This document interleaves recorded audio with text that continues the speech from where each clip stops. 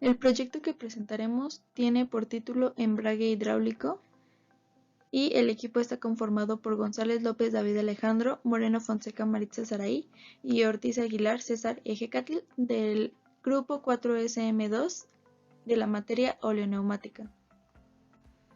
El embrague hidráulico es un tipo de embrague automático que envía el par motor al alcanzar un número de revoluciones determinadas.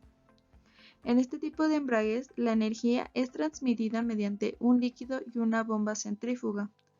Es un sistema que suele emplear sobre todo en vehículos industriales. El funcionamiento del embrague hidráulico se basa en la transmisión de la energía mediante un fluido. Este es el encargado de enviar la potencia recibida por el árbol de entrada al árbol de salida.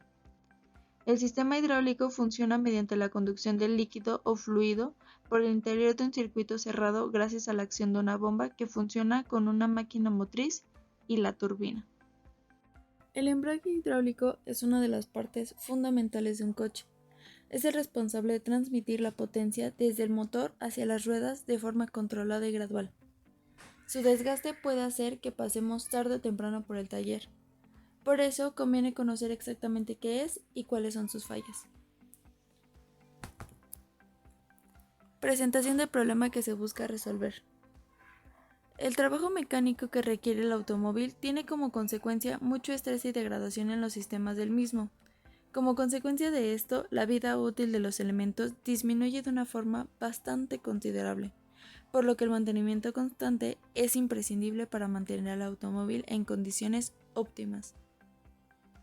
El conflicto real de esta actividad es hacerla en cortos intervalos de tiempo, pues crea un desgaste debido a que cada elemento está diseñado para completar una función dentro de un periodo de tiempo, que se reduciría considerablemente.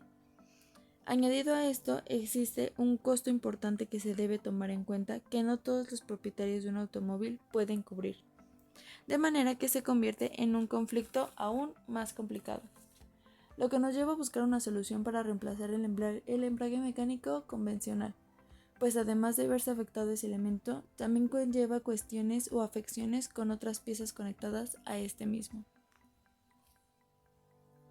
Descripción del problema neumático.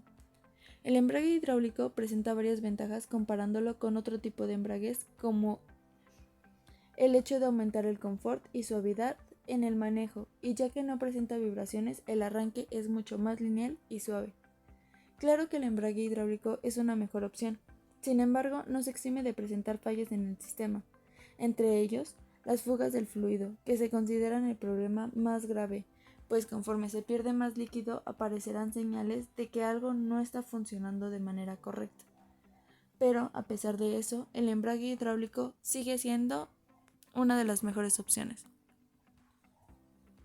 Reconstrucción histórica y situada del problema. La historia del automóvil inicia en 1886. Sin embargo, hasta finales del siglo XX se impulsó el motor de combustión, que requiere embrague y caja de cambios, por lo que el auto se volvió más propenso a sufrir averías y presentaba un mantenimiento más difícil. Dado que solo emite potencia con cierto número de revoluciones, se necesita una separación entre el motor y la caja de cambios. Primero hablaremos del embrague por correa, que se le considera el pionero de los embragues.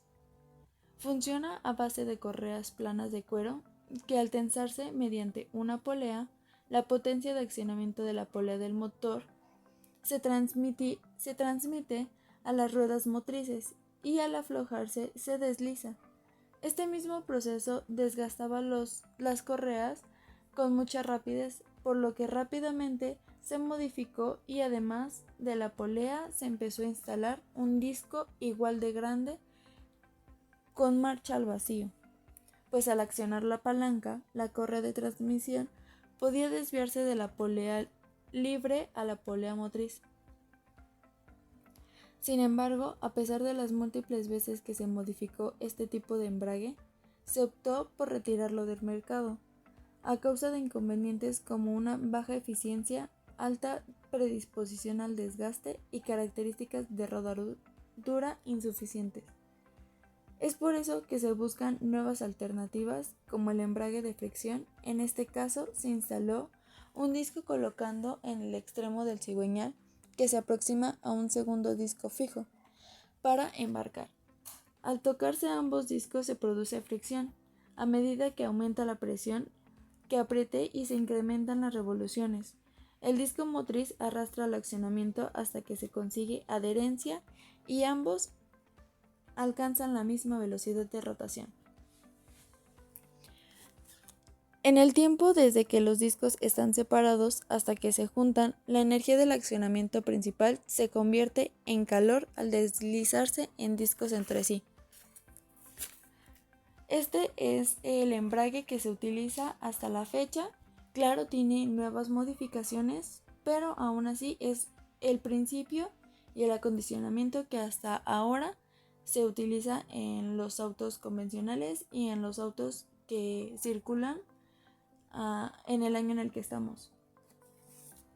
Luego de ello, se busca un embrague suave y progresivo, como transmisión de fuerza sin pérdidas con el embrague adicionado.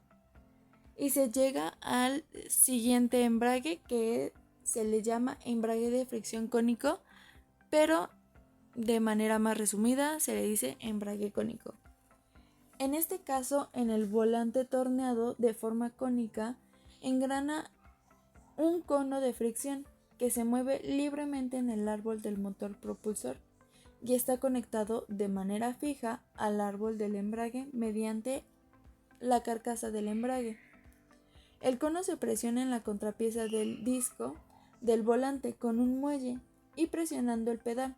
Puede ser atraído contra la presión elástica a través del mango del embrague de libre movimiento. De este modo se interrumpe el flujo de fuerza.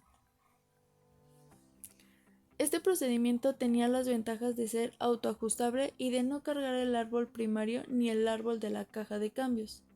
Sin embargo, predominaban los inconvenientes. Por ejemplo, el disco volante y el cono del embrague eran muy grandes y al desembargar se detenían con demasiada lentitud.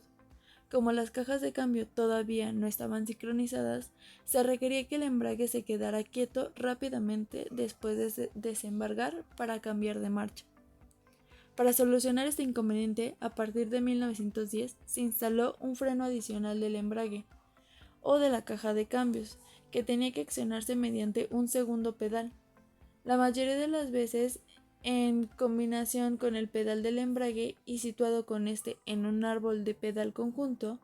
Por comodidad en aquel entonces, muchos conductores dejaron de cambiar de marcha y en su lugar prefirieron dejar patinar el embrague para regular la velocidad del vehículo, sobrecalentando el embrague y provocando su bloqueo al enfriarse. Por último, el embrague de fleje de acero. Los embragues cónicos fueron la referencia hasta la década de 1920, gracias sobre todo a su simplicidad. La única alternativa a esta tecnología la planteó el embrague de fleje de acero, una variedad del embrague cilíndrico instalado por Daimler en los vehículos Mercedes desde finales del siglo XIX y que se empleó hasta aproximadamente la Primera Guerra Mundial, gracias a su ingeniosa y sencilla solución de construcción. En el embrague de fleje de acero, un fuerte fleje elástico helicoidal que alojaba el talón en forma de tambor del árbol de transmisión estaba situado en una entalladura del disco volante. Un extremo del muelle helicoidal estaba conectado al disco volante y el otro estaba fijado a la tapa de la carcasa del muelle. El accionamiento del pedal del embrague tensaba el fleje elástico y se enrollaba, de forma que cada vez más firme alrededor del tambor, arrastrando al árbol de la caja de cambios, es decir, se embragaba. El tensado del muelle únicamente requería una ligera fuerza y conseguía un embragado suave. Análisis de los 5 obstáculos de la solución planteada. Obstáculos normativos. Actualmente en México no hay alguna norma que obstaculice o impida que el proyecto se lleve a cabo. Sin embargo, el sistema de transmisión del automóvil es uno de los sistemas que fallan de manera más recurrente. Es por eso que existen algunas normativas que se deben seguir al momento de realizar algún componente de este sistema. El embrague se rige por la norma oficial mexicana NOM 068 SCT 2-2014, Transporte Terrestre Servicio de Autotransporte Federal de Pasaje, Turismo, Carga, sus servicios auxiliares y transporte privado, condiciones físico-mecánicas y de seguridad para la operación en vías generales de comunicación de jurisdicción federal. Obstáculos inherentes a los modelos tecnológicos. Gracias a los múltiples avances tecnológicos a lo largo de la historia, ha sido posible crear e implementar diferentes y mejores formas para solucionar los problemas que se le presentan a la humanidad. En el caso del sistema de embrague en el automóvil no es la excepción. Es gracias a estos avances con los que contamos hoy en día que al menos en esta área no existe algún obstáculo que pueda impedir la realización y conclusión de este proyecto. Obstáculos representados por factores públicos o privados. Debido a que el proyecto pretende mejorar el manejo haciéndolo más cómodo para el conductor, el sector privado no representa algún tipo de obstáculo para un buen desarrollo del mismo. Al contrario, en dicho sector se tiene mucho apoyo para la realización del trabajo. Los familiares han sido un gran pilar para alcanzar algunas de las metas que tenemos. El equipo con el que se está planificando el proyecto está poniendo todo de su parte, lo que hace un ambiente laboral ideal para llegar al resultado esperado. De igual forma, el sector público no genera obstáculos que puedan llegar a detener o modificar el desarrollo de la investigación. A pesar de no tener aún un apoyo directo por parte de este sector, más que el de las autoridades escolares como profesores, que han brindado asesoría para llevar a cabo las ideas en mente. Obstáculos representados por los paradigmas de pensamiento dominante. En nuestro proyecto no se tienen como tal ese tipo de obstáculos, ya que este no pone en duda ni la moral ni la ética del ingeniero en la sociedad. Sin embargo, como todo proyecto de ingeniería, se debe de tomar en cuenta estas dos partes para poder realizar un diseño correcto y una elección correcta de materiales, ya que de estos depende la seguridad tanto del usuario que utilice el producto como de las personas que se encuentran alrededor, la propia sociedad, ya que, por ejemplo, en nuestro caso que es un sistema de embrague, en caso de un fallo repentino en el embrague mientras el auto está en movimiento, sería muy peligroso tanto para el conductor, los pasajeros y las personas que se encuentran alrededor, tanto otros conductores como peatones.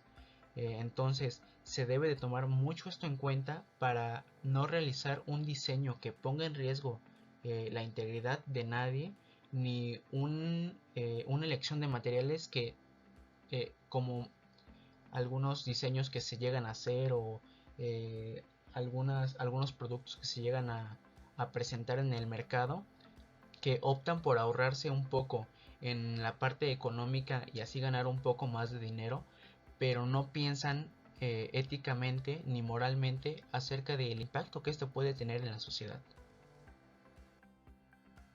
Obstáculos generados por pensamientos y conductas no esperadas o deseadas.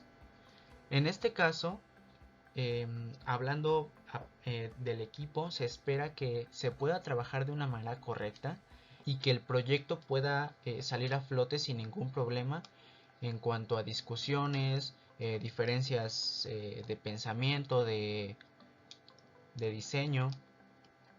Y en la parte de funcionamiento, como ya dijimos, se espera que tanto lo que tiene que ver con el diseño como la programación, etcétera, no esté orientado a no tener fallos a la hora de su funcionamiento, ya que como vimos en los obstáculos pasados, esto puede generar accidentes que no solo afecten a cosas materiales, sino que afecten a personas y terceros.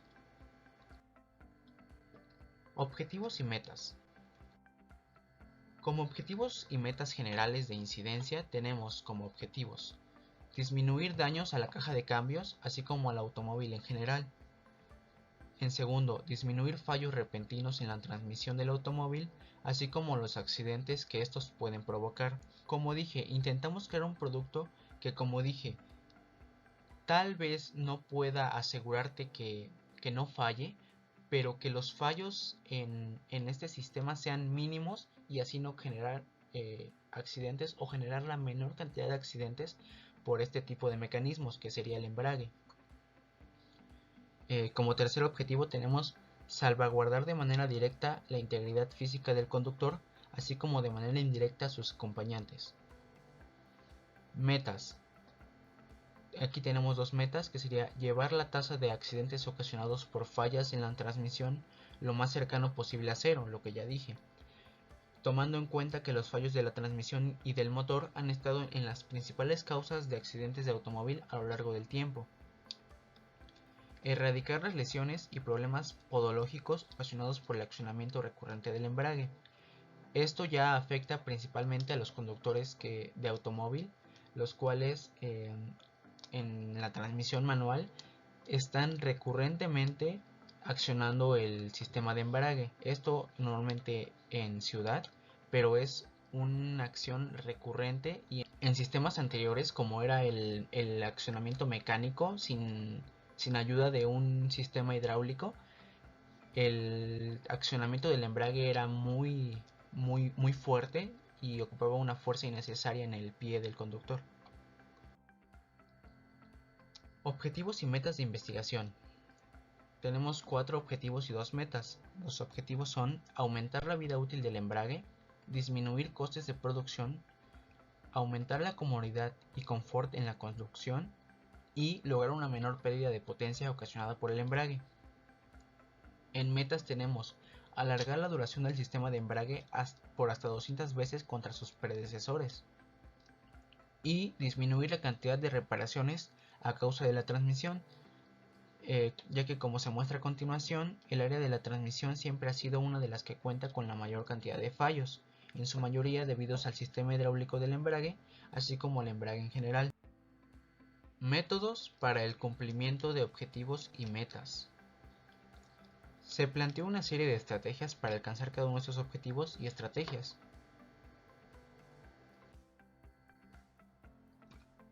Descripción del proyecto. Para realizar nuestro proyecto físico, que en este caso vendría a ser una maqueta del funcionamiento hidráulico del embrague, se necesitarán una serie de materiales, que sería un pedal, un resorte metálico, un par de jeringas, una manguera de goma, tablas de diferentes grosores, una hoja de lija, un motor y un apagador con diferentes velocidades. Operación del circuito oleoneumático. En la operación del circuito oleoneumático tenemos como principal punto nuestro pedal del embrague, o también llamado coloquialmente clutch. Este será pisado por el conductor y accionará, en este caso sería la bomba del embrague, que está conectada al contenedor de fluido. Este contenedor contiene un fluido que comúnmente es un tipo de aceite. Este aceite es transmitido por esta manguera, la cual lo lleva al cilindro esclavo del embrague. Esta parte lo que hace es empujar la horquilla que está conectada al collarín, y todo este accionamiento lo que hace es empujar al diafragma, que es esta parte de aquí, la parte número 6, que actuará como un tipo de resorte. Este resorte lo que hará es separar el disco de embrague, que es el número 2, de la rueda de volante, o también llamado volante de inercia. Hará que se separen, y en cuanto el pedal deje de estar presionado, el diafragma volverá a su forma original como un resorte, y el disco de embrague volverá a unirse con el volante de inercia. Aplicaciones del circuito oleoneumático.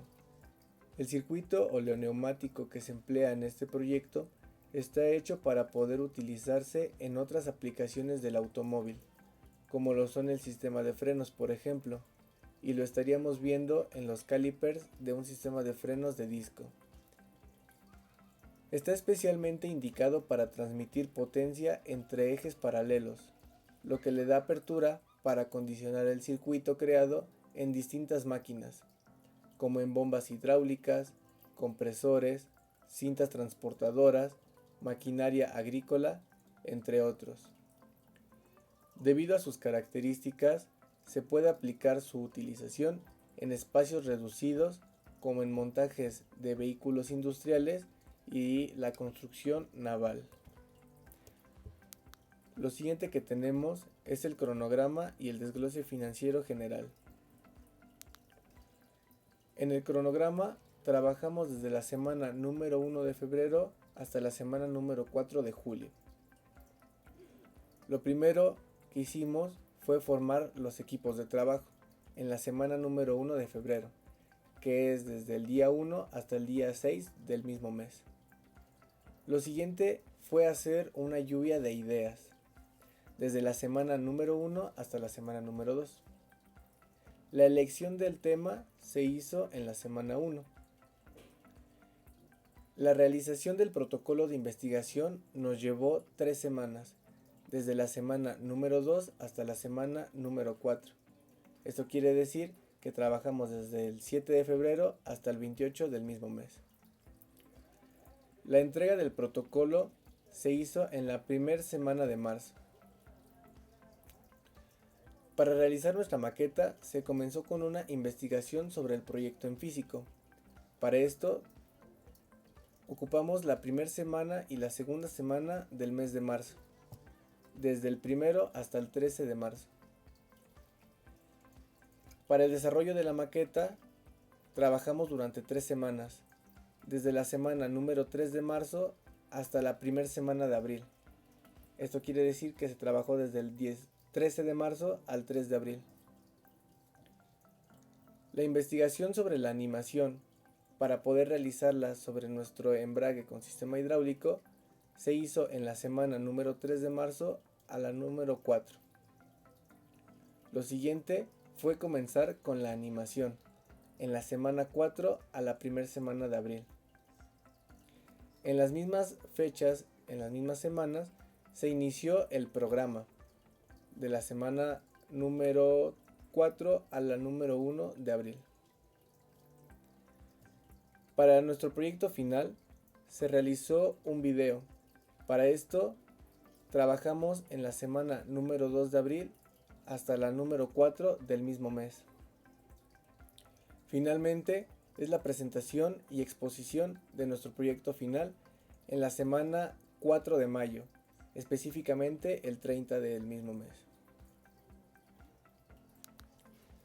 En el desglose financiero general del proyecto tenemos los gastos que se hicieron para el desarrollo de la maqueta. El costo general es de 575 pesos. Lo siguiente es la ruta crítica. Aquí tenemos los días específicos en los que se trabajaron. Lo primero que tenemos es la tarea número A, que fue formar los equipos del trabajo. Eso tuvo una duración de un día y fue del 2 de febrero al 3 de febrero.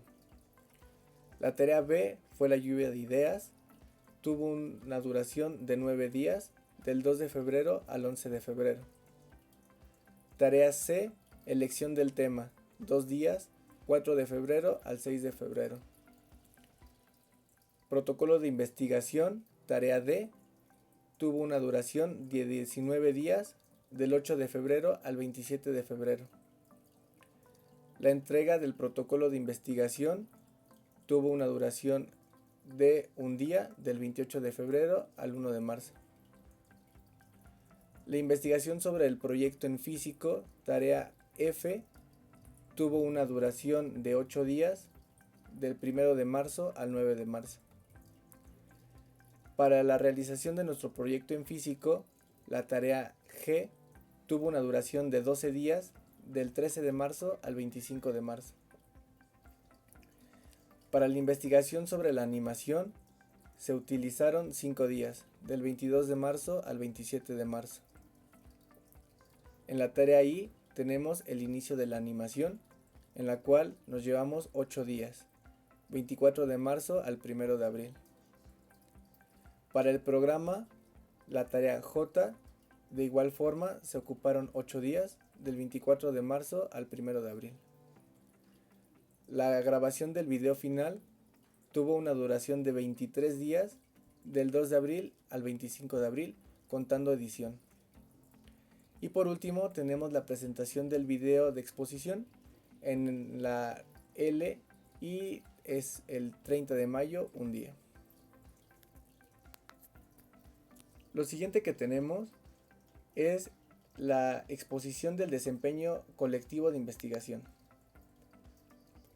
Primero tenemos el desempeño técnico del equipo. Todos los integrantes del equipo han estado trabajando de manera constante a lo largo del tiempo y de las actividades, tanto de investigación como de razonamiento, anteriormente descritas en el cronograma e ilustradas en la ruta crítica. El desempeño social del equipo. Los integrantes lograron trabajar de manera ordenada y respetuosa, tanto hacia sus demás compañeros y las ideas y propuestas que se tenían en mente, así como con la responsabilidad del proyecto.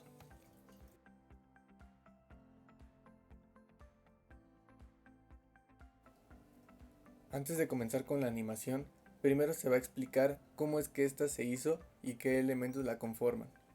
Se utilizó la aplicación de PowerPoint, en donde se hizo uso de diferentes herramientas como cuadros de texto, formas e imágenes, que estando agrupadas dan forma al esquema del sistema. En total, el trabajo consta de 71 animaciones aplicadas a elementos diferentes, que trabajando en conjunto nos van a mostrar paso a paso cómo es el funcionamiento de un embrague con sistema hidráulico. Las partes que se muestran en pantalla son las principales que conforman un embrague. Y tenemos el pedal de accionamiento, la bomba de embrague con un pistón dentro, el depósito de líquido hidráulico y los conductos del fluido. Aquí cabe mencionar que los conductos en ningún momento se deben de encontrar con aire dentro, ya que una burbuja de este gas puede provocar un funcionamiento erróneo del embrague. Simplemente se muestra de esta manera para poder visualizar de mejor forma cómo es que el líquido viaja a través de los conductos.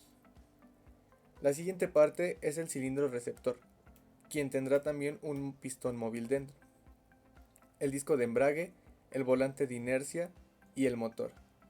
Comenzando con la animación, lo primero que podemos observar es el giro del motor, movimiento que transmite al volante de inercia. Como se puede ver, el volante de inercia y el disco de embrague se encuentran acoplados.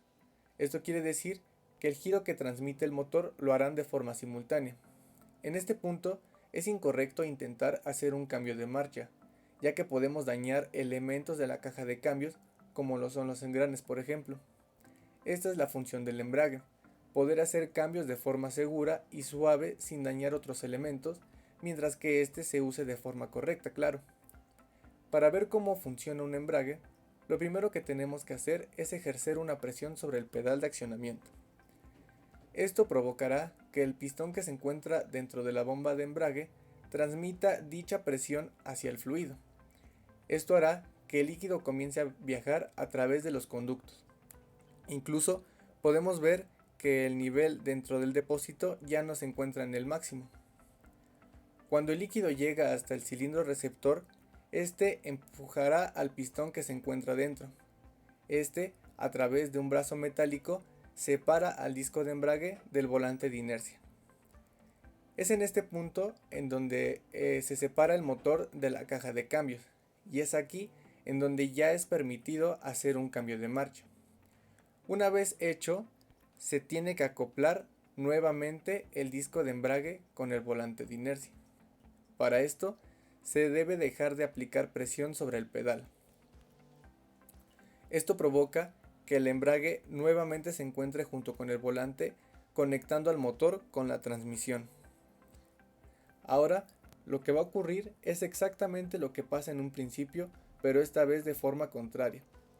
El pistón que se encuentra dentro del cilindro receptor ahora es quien empuja al fluido a través de los conductos hasta la bomba de embrague y el depósito. Esto provocará que el pistón que se encuentra dentro de la bomba de embrague empuje al pedal regresándolo a su posición original. De esta forma es como un embrague con sistema hidráulico funciona. Como se pudo observar, es un funcionamiento muy sencillo, pero imprescindible dentro de un vehículo con transmisión manual, ya que como se mencionó, podemos evitar daños a elementos externos del embrague dentro de la caja de cambios. Esto es todo por parte de la animación y realmente esperamos que se haya quedado claro cómo es el funcionamiento de un embrague con sistema hidráulico.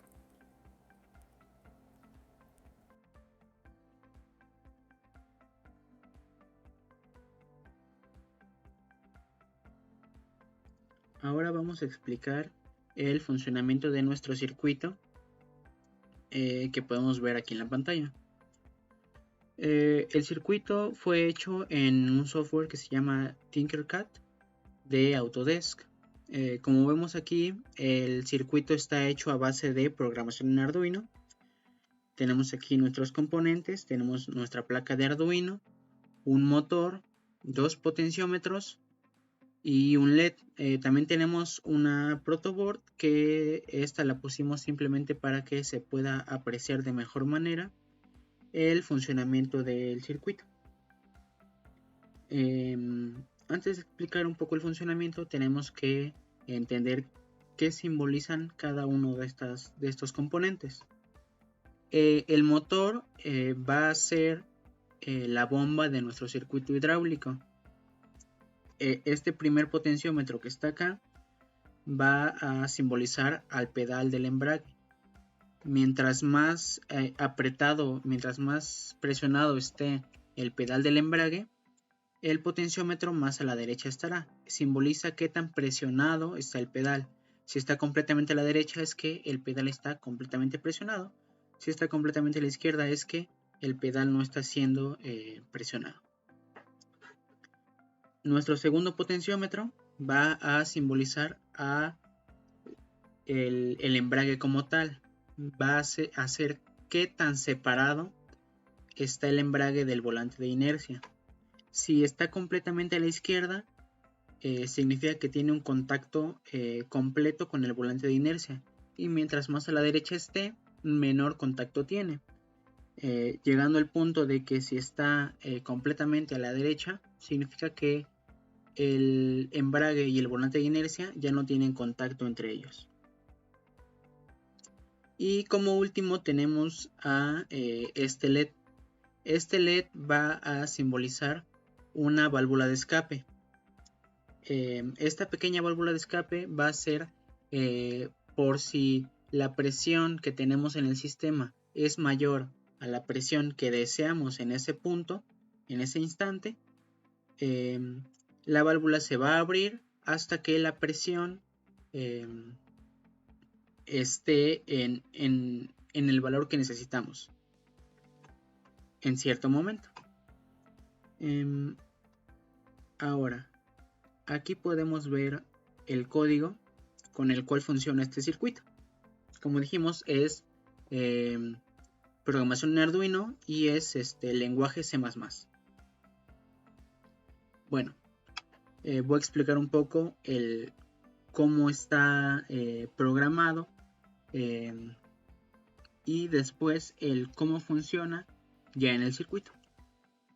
Bueno, como primer paso, como todo programación en Arduino, tenemos que declarar qué pin va a hacer qué cosa, qué pin va a ser entrada, qué pin va a ser salida y si es análogo o si es digital.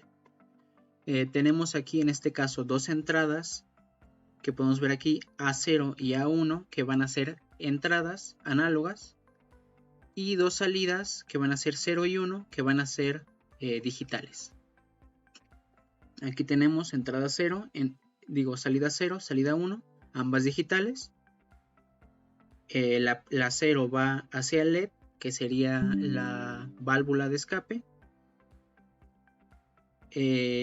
La 1 va al motor, que sería la bomba. Y las dos entradas, A0 sería el pedal y A1 sería el embrague. Tenemos dos importantes condiciones. La primera condición es que si la lectura análoga de A0 es diferente de 0, o sea, tiene un valor diferente a 0, la salida digital 1 va a estar high, va a estar alta, va a estar encendida. En las salidas digitales solo hay dos valores, 1 o 0. Si es 1 va a estar encendido y si es 0 va a estar apagado. Entonces aquí en este caso es high, va a estar encendido. En cambio, else, en cuanto el valor de la entrada análoga sea 0, el motor se apagará. Salida digital 1, low. Aquí vemos que el motor ya no está girando. Nuestra segunda condición sería si la lectura análoga A0 es menor a la lectura análoga A1, o sea, si el movimiento del embrague es mayor al que estamos deseando con el pedal, esta condición va a ser válida. Por ejemplo, si estamos pisando el embrague a la mitad y el embrague está un poquito más separado de la mitad, esta condición se hace válida. Y lo que hace esta condición es dos cosas. La primera, que la salida digital 0 esté alta, o sea, se encienda, que sería la válvula de escape. O sea, si el recorrido del embrague es mayor al recorrido del pedal, la válvula se abrirá. Y también tenemos que la salida digital 1, o sea, el motor, estaría low, estaría apagada. O sea que el motor se apagaría.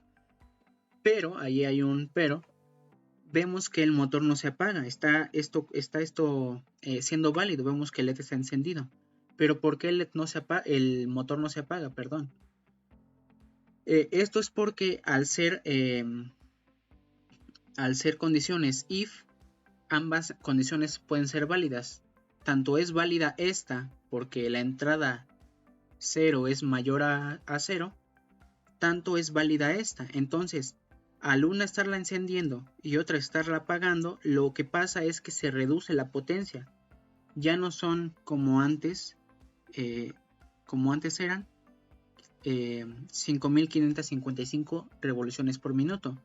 Ahora la potencia del motor disminuye. Esto lo hicimos porque pudimos haber programado estas condiciones con ciclos while o con ciclos for, pero el lograr esta reducción de potencia sin apagar el motor completamente iba a ser un poquito más difícil. Entonces con esto logramos que el motor no se apague completamente y gracias a esto no va a haber ahora una reducción muy enorme de presión, porque si el motor se apagara, la válvula de escape se abriría, el motor se apaga, la presión caería y eso tampoco queremos que se mantenga un poco estable. Entonces, gracias a esta presión, a esta potencia un poquito menor del motor, logramos que al abrirse la válvula disminuya la presión, se separe un poquito el embrague de como estaba, pero no se separe tanto, se mantenga más o menos a la misma distancia que el pedal. Esto gracias a la disminución parcial de la potencia del motor. Vemos que si están completamente igual, no pasa nada, sigue actuando de manera, esta condición no se cumple. En cambio, si la entrada análoga A0 es mayor a la entrada análoga A1, el motor estará encendido. Como ya vimos acá, la válvula estará apagada. Entonces, en cuanto el valor de la entrada análoga A1 se hace menor a la de A0, nuestra válvula se cierra y deja volver a pasar toda la presión hacia el embrague. Eso sería todo de parte del programa que hicimos para nuestro proyecto y, como dije, fue la mejor solución que pudimos encontrar sin perjudicar otras cosas aparte de los que queremos solucionar.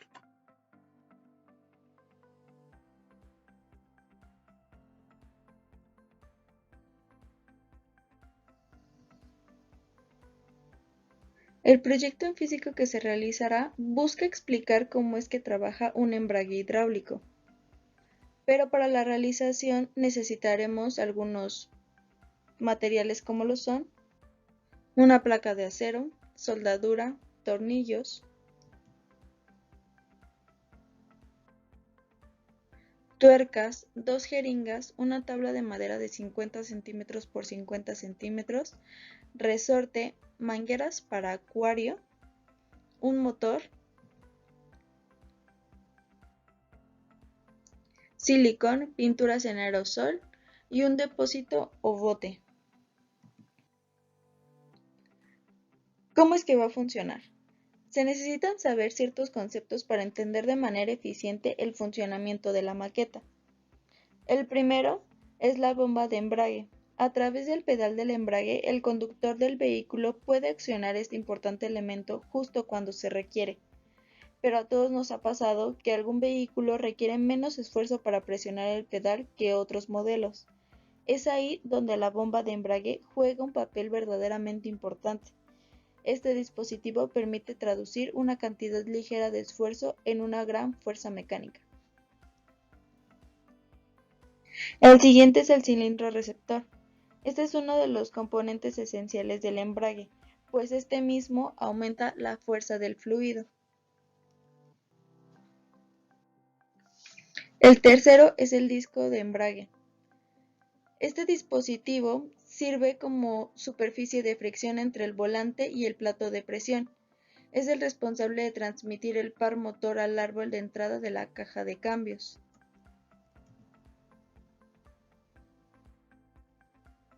Por último, el volante de inercia. Este es uno de los componentes principales del tren motriz del auto, y sus principales funciones son regular el giro del motor, evitando fluctuaciones o vibraciones, actuando como una especie de acumulador de energía, y junto al embrague transmite el movimiento de giro a la caja de cambios.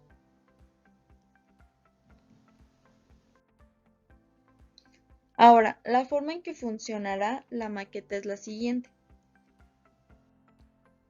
Como primer paso, se acciona el pedal que por medio de un resorte empuja el fluido a través de una jeringa que representa la bomba de embrague.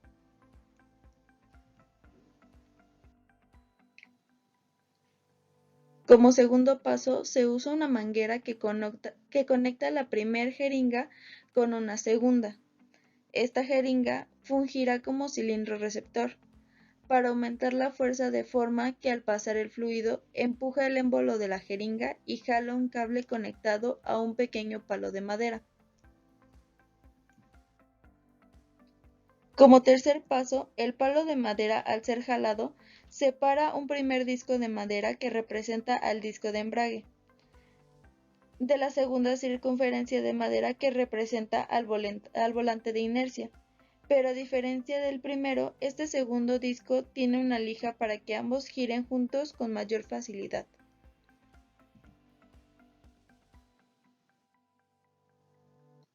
Y como último paso, es un motor unido al volante de inercia y a un control de botones que fungirá como suplente de la palanca de velocidades.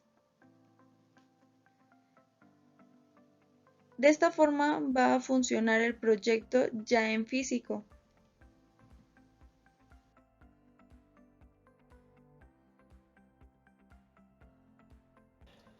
Para realizar este proyecto hicimos uso de diferentes materiales. El principal de ellos es la madera. Como se puede observar, hicimos uso de este material en diferentes partes de la maqueta. El primero que vemos es una tabla de 37 centímetros por 23 y 2 centímetros de alto. En la parte inferior cuenta con 4 patas que permiten darle un poco más de altura al proyecto. En la parte superior tiene 2 pequeños cuadritos de madera en los cuales se estarán poniendo los botones. Para poner estos trozos de madera se hizo uso de una pistola de clavos alimentada por una compresora de aire. El siguiente material es MDF de media pulgada, el cual se hizo un disco de 11 centímetros de diámetro y estará representando al volante de inercia. Para generar mayor fricción entre el volante y el disco de embrague, fue necesario colocar un disco de lija del número 1000. Lo siguiente que podemos observar es el disco de embrague. Para esto se armó por partes. Lo primero que obtuvimos fueron dos aros de triplay con un diámetro externo de 11 centímetros y 9 centímetros de diámetro interno. El disco central o principal es uno con 10 centímetros de diámetro y como se utilizó la misma madera de la base principal, tiene los 2 centímetros de grosor. Lo siguiente utilizado es un palito de madera, el cual cuenta con 1 centímetro de diámetro y 16 centímetros de largo. Lo siguiente son dos pequeñas maderitas en color naranja, las cuales serán bases en las cuales se reposará al disco de embrague y las jeringas. Entrando al sistema eléctrico tenemos al motor. Este motor fue obtenido de un ventilador de uso doméstico, por lo tanto su funcionamiento es bastante sencillo.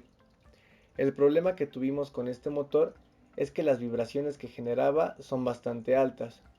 Para reducirlas fue necesario sujetarlo fuertemente a una base de madera con un trozo de piel y grapas. Las grapas de igual forma fueron colocadas con una pistola de grapas alimentada por una compresora de aire. En cuanto al sistema eléctrico, tenemos un enchufe el cual irá a la corriente, un pequeño condensador y los botones. Estos botones tienen funciones diferentes. El primero de ellos es cortar corriente y los siguientes tres son diferentes velocidades para así moverlas a gusto del quien esté manejando la maqueta. Lo siguiente que tenemos son los tornillos. Estos para sujetar diferentes piezas a la base principal. En total se utilizaron 8 tornillos. Lo siguiente que utilizamos fue manguera. Hicimos uso de diferentes mangueras, ya que queríamos tener la que mejor se acoplara entre las jeringas. Hicimos prueba con 3 mangueras diferentes y al final decidimos usar la manguera de acuario o la manguera de pecera, aproximadamente 30 centímetros. Lo siguiente que podemos observar es alambre. Esto para hacer una pequeña conexión entre el pistón de la jeringa y el palito de madera, hacer unas conexiones de las bases y la base principal y poder hacer los resortes que van en el disco de embrague. Lo siguiente es un pequeño resorte, el cual estará acoplado entre el disco de embrague, el palito de madera y un soporte del color naranja. El siguiente resorte estará posicionado en el pedal. Su función es regresar al pedal a su posición original en el momento en el que se deje de aplicar presión en el mismo. Lo siguiente es el pedal. Este pedal está hecho de acero, por lo tanto, de forma personal no lo pudimos hacer. Tuvimos que conseguir ayuda externa. Fuimos a una herrería para que nos hicieran el pedal y la soldadura. Se hizo uso de pintura color morado en aerosol para poder pintarlo. Lo siguiente que tenemos es la jeringa, las cuales serán dos en el proyecto, que estarán funcionando como la bomba y el cilindro receptor. Lo siguiente es el agua, la cual nos estará funcionando como el fluido dentro del sistema hidráulico. Los siguientes materiales fueron los utilizados para armar la maqueta. El primero de ellos es el silicón caliente. Por obvias razones, hicimos uso de una pistola de silicón caliente, la cual nos sirve para aplicarlo de mejor forma en los elementos. Lo siguiente es cola loca, la cual se utilizó para hacer algunas conexiones entre maderas, pero principalmente para colocar la lija en el disco de embrague y en el volante de inercia. Las pequeñas herramientas que se utilizaron fueron dos desarmadores, uno de cruz, uno plano, dos pinzas, una de punta y una de corte.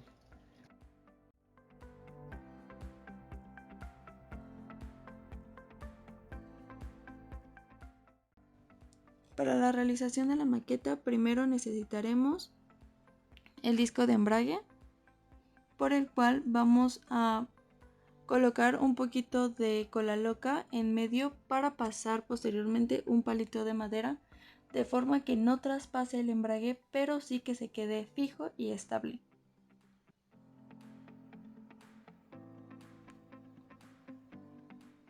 Como siguiente paso usaremos un pedazo de alambre que primero desenrollaremos, y como siguiente paso intentaremos que quede lo más derecho posible para que sea más fácil usarlo en los siguientes pasos. Luego ese mismo cacho de alambre lo cortaremos en dos mitades y esas dos mitades en otras dos, de forma que nos queden 4 alambres más o menos del mismo tamaño.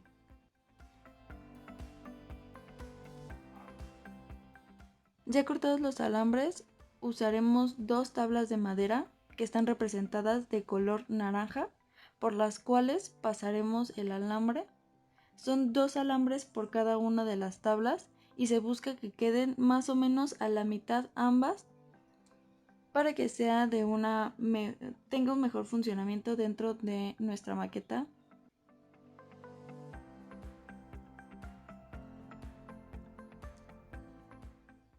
Ambos alambres se busca que tengan más o menos la misma medida.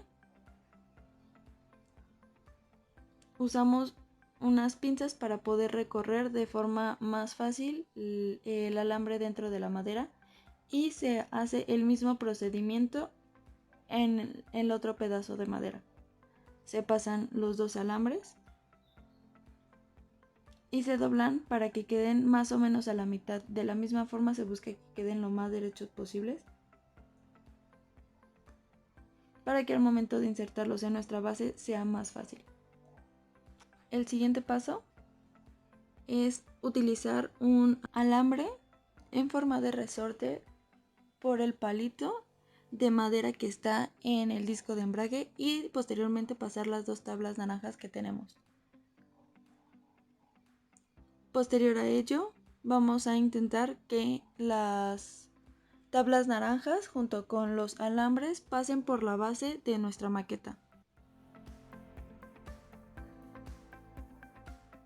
Fue un poco difícil tener una precisión exacta para cruzar los alambres por la base de madera.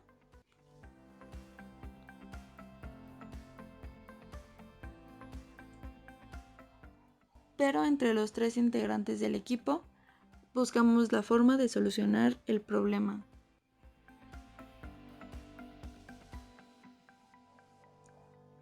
Ya teniendo los 4 alambres fijos en la base, procedemos a voltear la maqueta para poder ser más precisos a la hora de jalar el alambre para cruzarla por la base de la maqueta.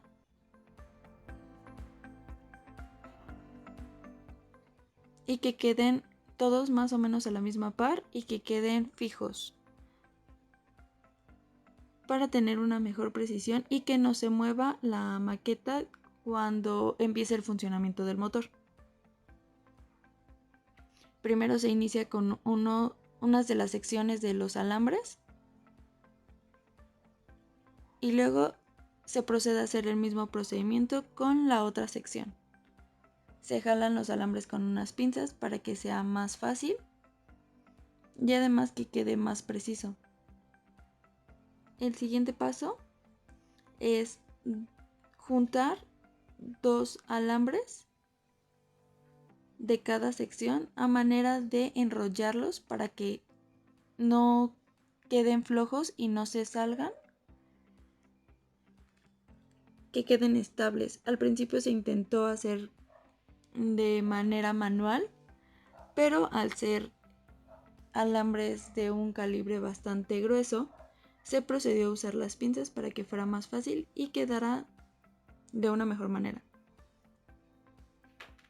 Se hace lo mismo con los 8 alambres y se juntan en 4 secciones. Se procede a, si alguno de los alambres está demasiado largo, se corta para evitar conflictos en la altura de la base. Posterior a eso, todos los alambres tienen que tener más o menos la misma altura para evitar que roce con la mesa en la que estamos haciendo el proyecto, y se busca que todos estén lo más fijos y duros que se pueda para evitar problemas. Luego de ello se ocupa una jeringa por la que la pasaremos en medio de las 2 tablas naranjas, que por ahí va a cruzar el flujo de fluido, que en este caso es agua, para poder accionar el pedal y de la misma forma accionar el motor. También se pasa una pequeña manguera y se junta con la jeringa para que por ahí pase el flujo del fluido y esté conectada a la otra jeringa, que va a estar conectada al volante de inercia. Se utilizó silicón para que quedara mejor pegado y que no hubieran fugas en el fluido. Se le colocó mucho silicón para evitar ciertas fugas, porque si no el funcionamiento del proyecto no sería el mismo y no sería eficaz.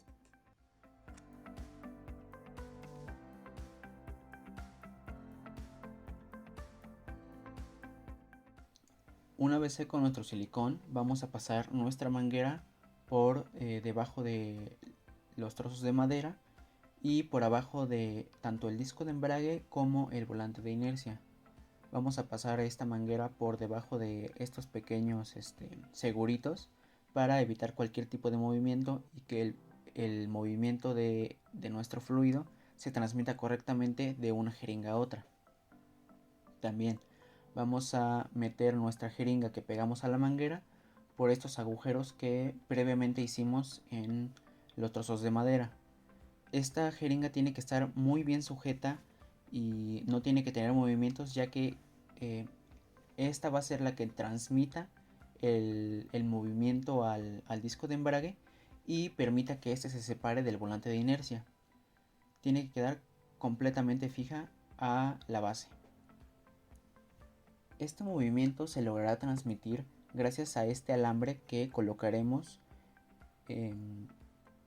de un lado gracias a un orificio que hicimos previamente en la jeringa, y del otro lado irá atornillado a este pequeño brazo que está en el disco de embrague. Este tiene que estar muy bien atornillado. Como les dije, la jeringa también tiene que estar muy bien fija en la base para que todo el movimiento que generemos con nuestro pedal de embrague sea transmitido correctamente hacia nuestro disco de embrague. Aquí tenemos nuestro pedal con nuestra segunda jeringa ya colocada. Esta la colocamos anteriormente junto con un resorte para que en cuanto dejemos de presionar el pedal manualmente, este regrese a su posición original y el embrague vuelva a hacer contacto con el volante de inercia. Tanto en la base como en nuestro pedal hicimos 2 agujeros, los cuales nos ayudarán a atornillar nuestro pedal a la base y de esta manera evitar cualquier tipo de movimiento a la hora de hacer presión, ya que se necesita de un poco de fuerza para mover el pedal, y si este pedal se mueve, la fuerza no se transmitirá correctamente. También vamos a atornillar algunas partes de los cables eléctricos o de la parte eléctrica del motor para evitar cualquier tipo de fallo en la rama de la electricidad. Vamos a atornillar este capacitor, que es el capacitor del motor, Esto es muy importante ya que si no lo atornillamos podría ocurrir algún falso contacto o que haga algún tipo de corto por el agua que circula por la manguera, etc. Y el capacitor es muy importante para el arranque de nuestro motor eléctrico. También vamos a atornillar estos cables que, como digo, son para evitar cualquier tipo de cortocircuito o de sobre todo falsos contactos, incluso que los cables se enreden.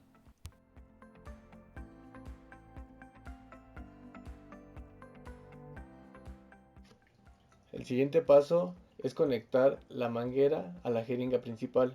Esta es la que se encuentra debajo del pedal. Es importante que el sellado sea bastante hermético, ya que no queremos perder presión entre ambas jeringas. Para lograr esto fue necesario aplicar grandes cantidades de silicón caliente alrededor de la jeringa y la manguera. El silicón fue seleccionado ya que el secado de este es bastante rápido y los resultados obtenidos fueron los esperados. No tuvimos problemas de fugas o pérdida de presión durante el funcionamiento de la maqueta. El siguiente es colocar los botones del sistema eléctrico a la base principal. Para eso se utilizaron dos tornillos, uno en cada lado del sistema de botones. Es importante que los botones estén bien sujetos a la base, ya que estos se estarán manipulando durante el funcionamiento de la maqueta, y un movimiento brusco podría ocasionar algún problema como un falso contacto o un cortocircuito, y de esta forma estaríamos dañando al motor principal de la maqueta. Lo siguiente es llenar de agua ambas jeringas y la manguera. Cabe mencionar que ninguna burbuja debe de estar dentro del sistema hidráulico, ya que puede ocasionar problemas en el funcionamiento de la maqueta.